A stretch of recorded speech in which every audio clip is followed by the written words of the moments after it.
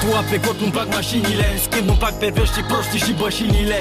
Am fost închis când fac singur dreptate, nu degeaba mi se spune viață periculoasă, frate. De la mine în toată țara mi-am făcut relații, am dat la o parte toți maimuțoi și ratații. Am tras de fiare aici și după gratii. Poți să-mi spui direct că eu îi mai respect ca podi tutti capi. Am pornit din cartier mai întâi ca o gașcă, ce mai târziu abia să devină o avalanșă. Ca un desen pe planșă, aveam în față planul, scopul principal să punem pe masă banul. Am devenit puternic și cunoscut de mulți, m-am săturat de falși care se vând pe bani mărunți.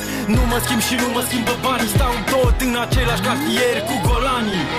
Craiova, București, rupem două țara, la noi nu e loc, frate, cu smart doiala. Tangane, mașini, droguri și femei, asta-i viață periculoasă lângă frații mei. Craiova, București, rupem două țara, la noi nu e loc, frate, cu smart doiala. Tangane, mașini, droguri și femei, asta-i viață periculoasă lângă frații mei. Pe străzi am crescut, pe străzi am avut zile bune și zile rele de la început. Am simțit tot și am trecut peste cele mai nasoale clipe care m-au făcut să fiu de fier, pregătit pentru orice, să n-am încredere în toate javrele. Problemele și belelele te caută chiar dacă nu le cauți, prietene.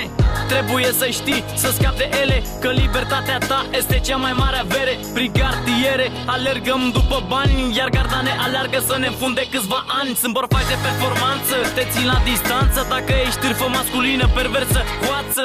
Lumea vorbește mult și prost mereu, dar nu știe ce se ascunde în spatele tău.